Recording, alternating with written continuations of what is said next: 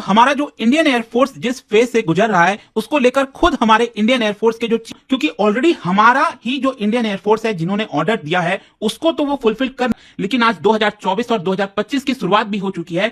जो Indian air force ने अपना कंपनी से मिलना था, और मैं आपको बता दूं 2024-25 के फिस्कल ईयर तक ये कंप्लीट हो जाना चाहिए था, को लेकर नेगोशिएशन चल रहा है। तो देखिए अभी क्या है कि यहां पर ये अगर डील हो जाती है तो 80। नाजरीन, जैसा कि आपने हाईलाइट में देखा, हम इस वीडियो कुछ सेकंड के बाद आपके साथ शेयर करते हैं। हमने आपको अपनी पिछली वीडियोस में भी ये दिखाया और बताया था कि भारतीयों के दिलों में 5th जनरेशन तैयारों का खौफ बैठा हुआ है और पाकिस्तान की तुर्की और चीन के साथ डील को लेकर भारतीय बहुत ज़्यादा परेशान हैं। अब भारतीय एयर चीफ का एक नया बयान आया है जिसमें कहा गया है कि पाकिस्तान हमसे बहुत ज़्यादा आगे निकल चुका है, जबकि भारतीय रिटायर फौजी अफसर भी ये बात कर रहे हैं, खास तौर पर गौरव आर्या और जीडी बख्शी जैसे लोग, कि हमें भी 5th जनरेशन तैयारे अब चाहिए क्योंकि ये चीन और पाकिस्तान के पास आ गए हैं। और इस मामले पर भारतीय मीडिया पर भी काफ़ी खबरें चल रही हैं। तो चलिए आपको हम इस वीडियो की तरफ लेकर चलते हैं और दिखाते हैं कि भारतीय मीडिया पर अब भारतीय एयर चीफ के बयान को लेकर क्या बात हो रही है। लेकिन उससे पहले आप लोगों से गुजारिश है कि अगर आपने हमाद रिएक्ट चैनल को सब्सक्राइब नहीं किया तो चैनल को लाजमी सब्सक्राइब कर दें और बेल आइकन को दबा दें ताकि आने वाली तमाम वीडियोस आप तक बआसानी पहुंच सकें।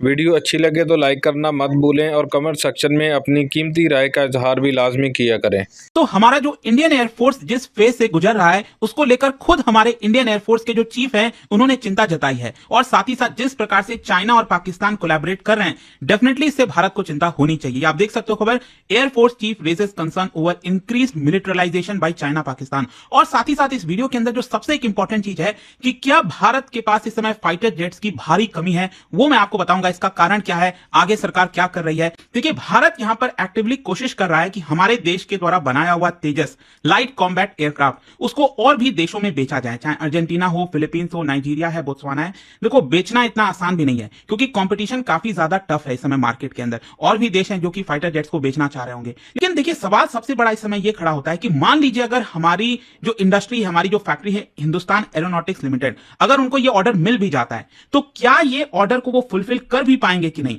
देखिए मैं ऐसा इसलिए कह रहा हूं क्योंकि ऑलरेडी हमारा ही जो इंडियन एयरफोर्स है जिन्होंने ऑर्डर दिया है उसको तो वो फुलफिल कर नहीं पा रहे हैं। मतलब तेजस फाइटर जेट्स की जितनी रिक्वायरमेंट है इस समय इंडियन एयरफोर्स को, वो रिक्वायरमेंट ऑलरेडी एचएएल फुलफिल नहीं कर पा रहा है। तो कहां से बाहर के देशों से अगर कोई ऑर्डर आएगा तो क्या वो ऑर्डर फुलफिल भी हो पाएगा। मैं आपको बताता हूं, यहां पर जो इंडियन एयरफोर्स के चीफ हैं एपी सिंह, उन्होंने अभी एक्चुअली एक सेमिनार अटेंड किया था ऑन आत्मनिर्भरता इन एयर स्पेस सेक्टर, और इसके अंदर उन्होंने स्पीच दिया। और देखिए उन्होंने क्या कहा कि तेजस का जो इंडक्शन है इंडियन एयरफोर्स में वो 2016 से स्टार्ट हुआ, लेकिन हमें इसको 2016 से नहीं देखना चाहिए, हमें जाना चाहिए 1984 में, मतलब जब पहली बार इस प्रोजेक्ट को कंसीव किया गया था कि भारत के पास खुद का हमारा फाइटर जेट होना चाहिए। तो फाइनली सोच के देखिए 1984 में कंसीव किया गया, 17 साल के बाद 2001 में जाकर जो पहला एयरक्राफ्ट है उसको फ्लाई किया गया था, और फाइनली 15 साल के बाद, आप समझ रहे हो कितना बड़ा गैप है, जो हमने सोचा 1984 में, फाइनली उसका इंडक्शन 2016 में हुआ। और उससे भी बड़ी चिंता की बात है कि चलो 2016 तो आ गया, लेकिन आज 2024 और 2025 की शुरुआत भी हो चुकी है।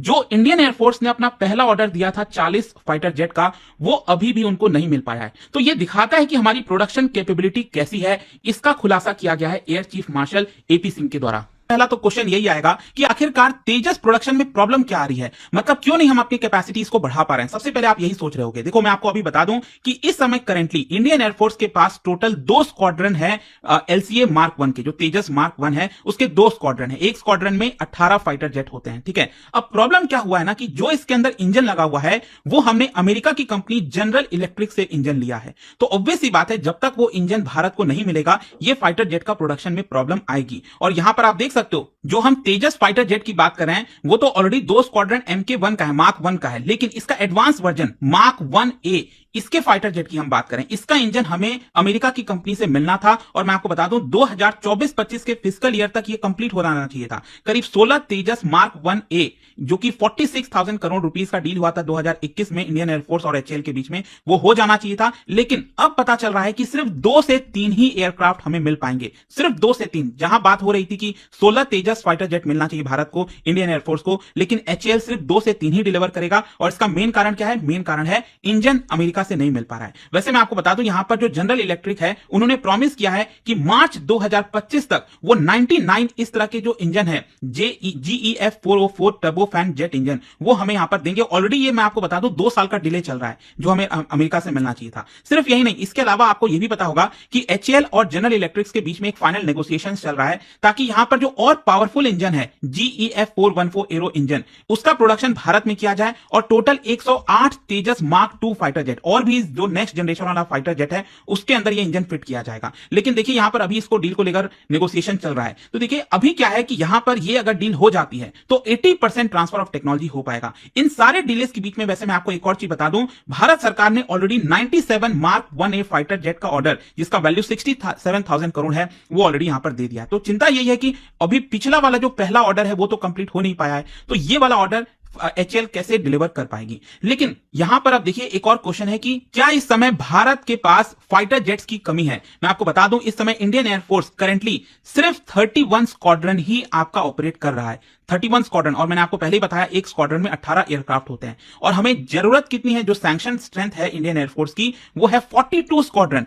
मतलब आप समझिए लगभग 200 फाइटर जेट्स की इस समय भारत को कमी है। हमारे पास होना चाहिए करीब कम से कम 750 फाइटर जेट, लेकिन है कितना, सिर्फ अराउंड 550 जेट्स के आसपास। तो ये दिखाता है कि कहीं ना कहीं भारत में इस समय क्रिटिकल शॉर्टेज है फाइटर जेट्स की। और ये जो शॉर्टेज आप समझिए सबसे बड़ा प्रॉब्लम क्या है कि जो हमें सोवियत एरा का MiG-21 जो उस समय के फाइटर जेट्स वगैरह हैं उसको रिप्लेस करना था तेजस से, वो हम नहीं कर पाए हैं। और MiG-21 आपको पता ही है फ्लाइंग कफिन नाम दिया गया है क्योंकि 1963 से चलता रहा है, उसको फर्दर अपग्रेड वगैरह किया गया था, लेकिन अभी तक लगभग 400 क्रैशेस हो चुके हैं। सोच के देखिए MiG-21 के। और अभी भी इंडियन एयरफोर्स के पास 2 स्क्वाड्रन है MiG-21 के, जो कि बताया जा रहा है कि 2025 के एंड तक इसको भी रिटायर कर दिया जाएगा। डिफेंस एनालिस्ट का यह कहना है कि देखिए अगर मान लीजिए इस समय भारत को 2 फ्रंट वॉर एक तरह से झेलना पड़े, अगर जो थ्रेट हम बात करते हैं ना 2 फ्रंट की, एक तो हो गया तिब्बत वाला साइड मतलब जो चाइना वाला है और दूसरा हो गया पाकिस्तान वाला, दोनों तरफ से अगर कहीं अचानक से कोई खतरा आ जाए तो ये भारत के लिए बहुत मुसीबत हो जाएगी।